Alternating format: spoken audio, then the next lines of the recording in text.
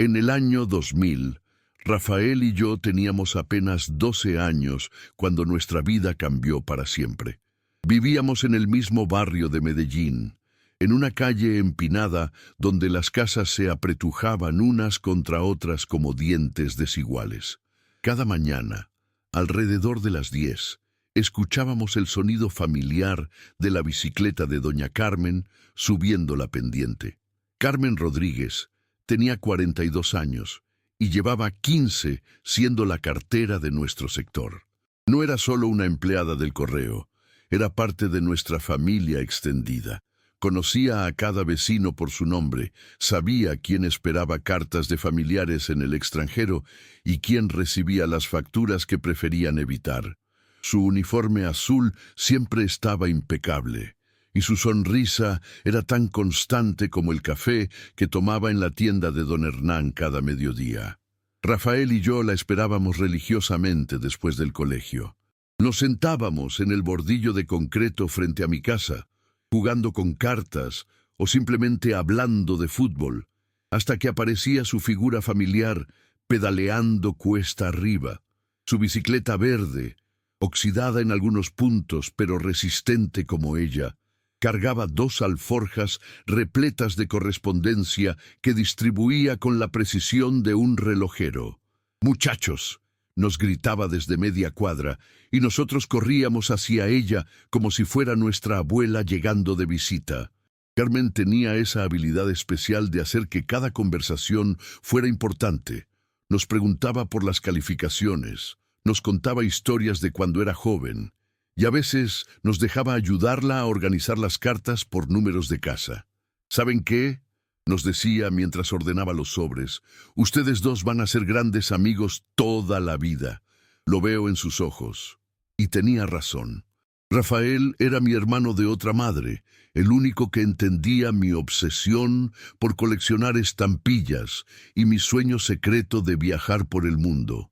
Carmen vivía sola con su hijo Andrés, un muchacho de 16 años que estudiaba en el colegio técnico del centro.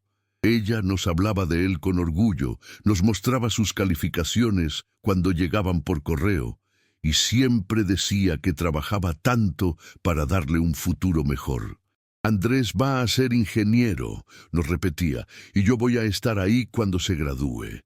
Los viernes eran especiales porque Carmen terminaba su ruta más temprano y se quedaba charlando con nosotros hasta casi las 5 de la tarde. Se sentaba en el mismo bordillo donde nosotros esperábamos.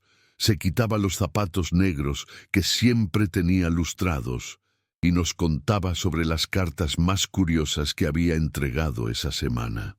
Había cartas de amor que llegaban desde España, documentos importantes que hacían llorar de felicidad a las familias y fotografías de nietos que los abuelos besaban antes de guardar. «El correo conecta corazones», nos decía. «Cada carta que entrego lleva un pedacito del alma de quien la escribió». El viernes 15 de septiembre del 2000 fue la última vez que vimos a Carmen. Ese día llegó como siempre, con su sonrisa radiante y su uniforme impecable. Nos entregó una carta para mi mamá y otra para la familia de Rafael. Nos quedamos hablando casi 1 hora sobre el partido de fútbol que habíamos visto el día anterior. Colombia había jugado contra Argentina y Carmen, que era hincha fanática de la selección, estaba emocionada discutiendo cada jugada. «Mañana no vengo, muchachos», nos dijo mientras se ponía los zapatos. «Tengo cita médica en la mañana, pero el lunes nos vemos como siempre». Se montó en su bicicleta, nos saludó con la mano como hacía todos los días y se alejó pedaleando hacia la parte baja del barrio. Esa fue la última imagen que tuvimos de ella. Su figura pequeña pero decidida, alejándose en su bicicleta verde, con el viento moviendo su cabello castaño que siempre llevaba recogido en una cola de caballo. El lunes 18 de septiembre, Rafael y yo esperamos como siempre en nuestro bordillo. Las 10 pasaron, luego las 11, después el mediodía. Carmen nunca llegó. Al principio pensamos que Carmen estaba enferma. «Seguro la cita médica se complicó», le dije a Rafael, mientras esperábamos el martes en nuestro lugar de siempre. Pero cuando llegó un cartero diferente, un señor mayor que no conocía nuestros nombres, ni se detuvo a saludar, supimos que algo estaba mal. Mi mamá llamó a la oficina de correos esa misma tarde. La respuesta fue confusa y evasiva. La señora Rodríguez no se presentó a trabajar. Estamos investigando la situación. Pero no había más información. Nadie sabía dónde estaba Carmen. Andrés, su hijo, apareció en nuestro barrio el miércoles por la tarde. Lo reconocimos inmediatamente, aunque había crecido desde la última vez que lo vimos. Tenía los mismos ojos expresivos de su madre, pero ahora estaban llenos de preocupación. Nos contó que Carmen había salido el sábado temprano, diciendo que iba al centro médico, pero nunca regresó a casa. Dejó todo listo para el almuerzo, nos explicó Andrés con la voz quebrada. Incluso me dejó dinero para la semana en la mesa de la cocina. Mi mamá nunca hace eso, siempre me da el dinero en la mano y me dice exactamente en qué gastarlo. Rafael y yo nos convertimos en los compañeros de búsqueda no oficiales de Andrés. Recorrimos cada rincón del barrio preguntando si alguien había visto a Carmen después del viernes. Visitamos el centro médico donde supuestamente tenía la cita, pero no había registro de ninguna Carmen Rodríguez programada para ese día. La oficina de correos tampoco fue de mucha ayuda. El supervisor, un hombre corpulento con bigote gris, nos recibió con impaciencia. Los empleados a veces se van sin avisar, nos dijo sin levantar la vista de sus papeles. Aparecerá cuando necesite el trabajo. Pero nosotros sabíamos que Carmen jamás abandonaría su trabajo así. Era demasiado responsable, demasiado comprometida con cada familia de su ruta. Las semanas se convirtieron en meses y los meses en años. Andrés siguió visitando nuestro barrio cada tanto, siempre con la esperanza de que alguien hubiera visto algo nuevo, alguna pista que se hubiera pasado por alto. Nosotros crecimos, pero nunca dejamos de pensar en Carmen.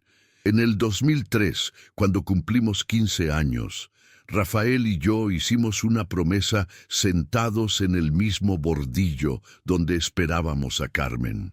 Si algún día la encontramos, dijo Rafael, le vamos a contar todo lo que pasó en estos años, cada partido de fútbol, cada calificación, cada cosa importante. Y le vamos a preguntar por qué se fue, agregué yo, aunque en el fondo sabía que Carmen no se había ido por voluntad propia. Algo le había pasado, algo que ninguno de nosotros podía entender. Los cumpleaños de Carmen se volvieron fechas dolorosas para Andrés. Cada 8 de marzo aparecía en nuestro barrio. Caminaba hasta la tienda de don Hernán, donde su mamá tomaba café, y se quedaba ahí una hora entera, como si esperara que ella apareciera de repente, pidiendo su café con leche de siempre. En el 2005, Andrés se graduó de bachiller. Nos buscó ese día para contarnos, con lágrimas en los ojos, que había logrado entrar a estudiar ingeniería en la universidad pública. Ella siempre dijo que iba a estar aquí cuando me graduara, nos confesó. Guardé su silla vacía en la ceremonia. Todos me preguntaban para quién era, pero yo no podía explicarles. La vida siguió su curso, pero Carmen se quedó congelada en nuestros recuerdos como una fotografía que nunca envejece. Rafael y yo terminamos el colegio, empezamos la universidad, conseguimos trabajos, pero siempre que pasábamos por nuestro antiguo barrio, mirábamos hacia el bordillo donde solíamos esperarla. En el 2010, 10 años después de su desaparición, Andrés se casó. Nos invitó a la boda, y durante la ceremonia, cuando el sacerdote preguntó si había algún impedimento, todos notamos cómo Andrés miró hacia la puerta de la iglesia, como si todavía esperara que su madre apareciera en el último momento. A veces sueño que está viva, nos contó Andrés en la recepción. Sueño que está en algún lugar lejano, tratando de volver a casa, pero no puede. Y yo siempre despierto pensando que debería estar buscándola más, haciendo algo más.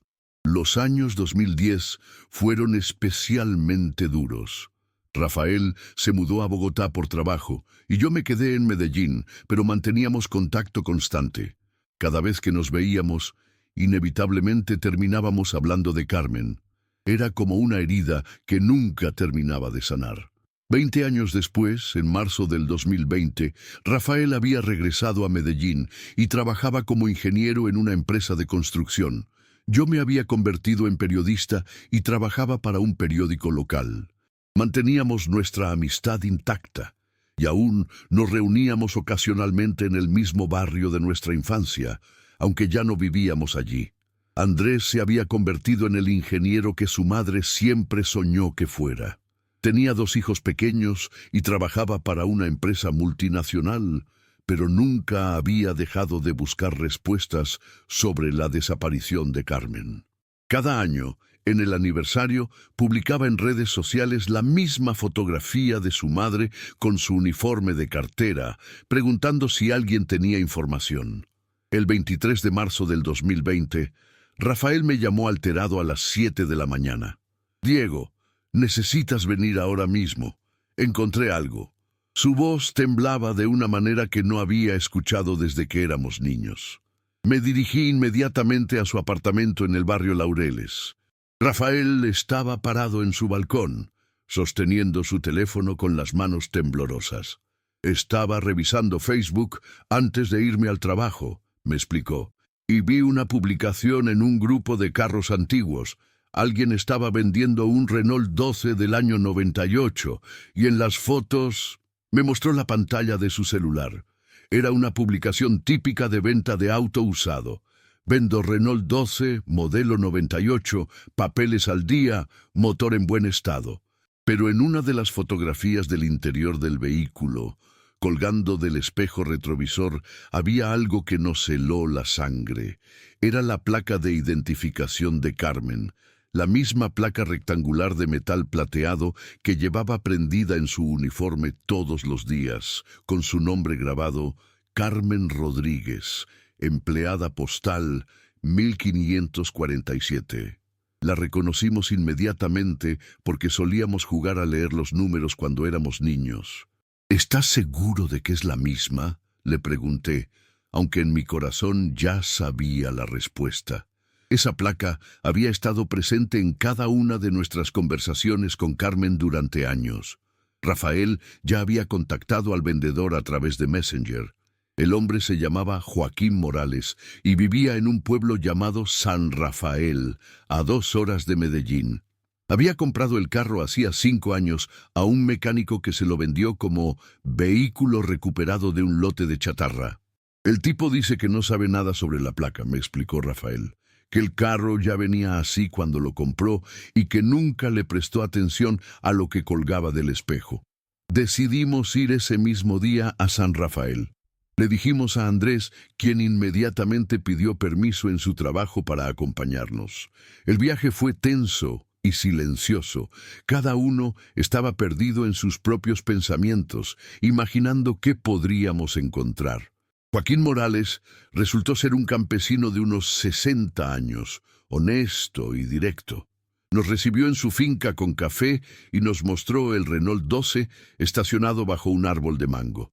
Efectivamente, la placa de Carmen colgaba del espejo retrovisor como si fuera un adorno cualquiera. «Yo compré este carro en el 2015», nos explicó Joaquín. «Se lo compré a don Evaristo, que tenía un taller mecánico en el pueblo. Él me dijo que lo había arreglado después de que llegara a su lote junto con otros carros que compraba para repuestos». Andrés tomó la placa con manos temblorosas. Era definitivamente la de su madre. En la parte de atrás tenía una pequeña abolladuras que él recordaba perfectamente, porque Carmen se la había hecho al engancharse con la puerta de una casa durante una entrega. «¿Don Evaristo todavía vive?», preguntamos. «Sí, pero está muy enfermo. Tiene Alzheimer avanzado. Vive con su hija en el centro del pueblo, pero ya no reconoce a nadie ni recuerda nada de los últimos años. Fuimos a visitar a don Evaristo de todas maneras. Su hija, una mujer de unos 40 años llamada Esperanza, Nos recibió con amabilidad, pero nos confirmó lo que ya temíamos. Su padre no recordaba nada sobre los carros que había comprado o reparado. Papá compró muchos carros accidentados durante años, nos explicó Esperanza. Los arreglaba y los vendía. Pero desde el 2018 no reconoce ni a sus propios hijos. Lo siento mucho, pero no creo que pueda ayudarlos. Sin embargo, Esperanza nos llevó al antiguo taller de su padre, que ahora estaba cerrado y lleno de maleza. Tal vez encuentren algo ahí, nos dijo. Papá guardaba todos los papeles de los carros en una oficina en la parte de atrás. El taller era un cementerio de automóviles oxidados y repuestos viejos. La oficina estaba llena de polvo y papeles amarillentos. Rafael, Andrés y yo pasamos horas revisando facturas, recibos y documentos, buscando cualquier pista sobre el Renault 12. Finalmente, en una caja de cartón deteriorada, Andrés encontró un recibo fechado en octubre del 2000. Compra de vehículo Renault 12, placa XYC 123, procedente de lote judicial, Fiscalía General de la Nación. El carro había sido parte de un lote de vehículos incautados por la justicia y vendidos en subasta pública. Pero no había más detalles sobre por qué había sido incautado o en qué circunstancias. Con el recibo en nuestras manos, regresamos a Medellín con más preguntas que respuestas. Andrés contactó a un abogado amigo suyo para que nos ayudara a rastrear los registros judiciales del vehículo. Mientras tanto, Rafael y yo decidimos investigar por nuestra cuenta usando mis contactos en el periódico. 3 semanas después, el abogado nos citó en su oficina con noticias que cambiarían todo lo que creíamos saber sobre la desaparición de Carmen. Había logrado acceder a los archivos judiciales del año 2000, y lo que encontró nos dejó sin palabras. El Renault 12 fue incautado en una operación contra una red de tráfico de personas para explotación laboral, nos explicó el abogado. La operación se realizó en octubre del 2000, en una finca en el municipio de San Carlos. Rescataron a 17 personas que estaban siendo obligadas a trabajar en condiciones de esclavitud. El corazón se me aceleró. ¿Carmen estaba entre esas personas? Según los registros, sí. Carmen Rodríguez, de 42 años, empleada postal, fue una de las víctimas rescatadas. Pero aquí viene lo complicado. El abogado hizo una pausa larga. Ella no quiso regresar a Medellín inmediatamente. Pidió ser trasladada a un programa de protección de testigos porque temía represalias. Andrés se puso pálido. ¿Protección de testigos? Mi mamá estaba viva y no pudo contactarme. Los registros indican que ella proporcionó información clave para desmantelar la red. Pero como parte del programa, tuvo que cortar todo contacto con su vida anterior durante un periodo indefinido. Se le asignó una nueva identidad temporal. ¿Y después qué pasó?, preguntó Rafael. Ahí se pierden los registros. El programa de protección de testigos de esa época no tenía la organización que tiene ahora. Muchos expedientes se perdieron o fueron mal archivados. Salimos de la oficina del abogado en silencio. Andrés caminaba como un zombi, procesando la información. Su madre había estado viva, al menos hasta octubre del 2000, pero había sido obligada a desaparecer para protegerse y protegerlo a él. Ella me protegió, murmuró Andrés, después de una hora de silencio. Por eso no volvió. Sabía que si regresaba, nos ponía en peligro a los dos. Decidimos hacer una última búsqueda. Con la ayuda de mis contactos periodísticos, publicamos un artículo en el periódico contando la historia de Carmen y pidiendo información. La respuesta fue inmediata y abrumadora. Decenas de personas nos contactaron con información sobre redes de tráfico de personas que operaban en esa época. Pero fue una llamada en particular la que nos cambió todo. Yo conocí a Carmen, nos dijo una voz femenina por teléfono. Trabajamos juntas en una finca en San Carlos. Después del rescate, ella se quedó en un albergue en Río Negro durante varios meses. La mujer se llamaba Rosa y había sido otra de las víctimas rescatadas. Accedió a reunirse con nosotros en un café del centro de Medellín. Rosa tenía ahora 60 años y trabajaba como empleada doméstica. Nos contó que Carmen había sido secuestrada cuando salió de su cita médica aquel sábado de septiembre. A ella la engañaron, nos explicó Rosa. Le dijeron que su hijo había tenido un accidente y que necesitaba ir urgente a un hospital en las afueras de la ciudad. Cuando se subió al carro, la llevaron a la finca. ¿Ella hablaba de Andrés?, preguntó él con lágrimas en los ojos. Todo el tiempo. Era lo único de lo que hablaba. Decía que tenía que volver para ver a su hijo graduarse de ingeniero, pero también tenía mucho miedo. Los que nos tenían ahí amenazaron con hacerle daño a usted si ella intentaba escapar o contactarlo. Rosa nos contó que después del rescate, Carmen había estado muy enferma, tanto física como mentalmente. El trauma fue muy fuerte para ella. Perdió mucho peso, no podía dormir y tenía pesadillas constantes. ¿Sabe qué pasó con ella después?, preguntamos. La última vez que la vi fue en diciembre del 2000. Estaba en el albergue, pero ya se veía mejor. Me dijo que los psicólogos le habían sugerido que se mudara lejos, que empezara una nueva vida en otro lugar donde nadie la conociera. Tenía miedo de que la red tuviera contactos en Medellín. ¿Ella quería volver?, preguntó Andrés. Rosa sonrió con tristeza. Todos los días. Pero también todos los días decía: no puedo poner en peligro a mi Andrés. Él tiene que vivir su vida sin miedo. Ella tomó la decisión más difícil que puede tomar una madre: alejarse para proteger a su hijo. Esa tarde, los tres nos sentamos en el mismo bordillo donde habíamos esperado a Carmen 20 años atrás. Andrés sostenía la placa de identificación de su madre entre sus manos. Ella cumplió su promesa, dijo finalmente. Dijo que iba a estar ahí cuando me graduara de ingeniero, y estuvo. No físicamente, pero todo lo que soy se lo debo a ella. Su sacrificio me permitió estudiar, crecer y tener una familia. Rafael puso su mano en el hombro de Andrés. Carmen nos enseñó que el amor a veces significa soltar, no aferrarse. Yo miré hacia la calle empinada donde solía aparecer su bicicleta verde. Ella sigue entregando cartas, dije. Esta historia es su última carta para ti, Andrés. Un mensaje que tardó 20 años en llegar, pero que finalmente llegó. Andrés se puso de pie y caminó hasta la tienda de don Hernán, que seguía abierta después de todos estos años. Pidió un café con leche, el mismo que su madre tomaba cada mediodía, y lo bebió lentamente mientras miraba hacia la calle. «Gracias, mamá», susurró. «Entiendo por qué te fuiste, y te perdono por no volver».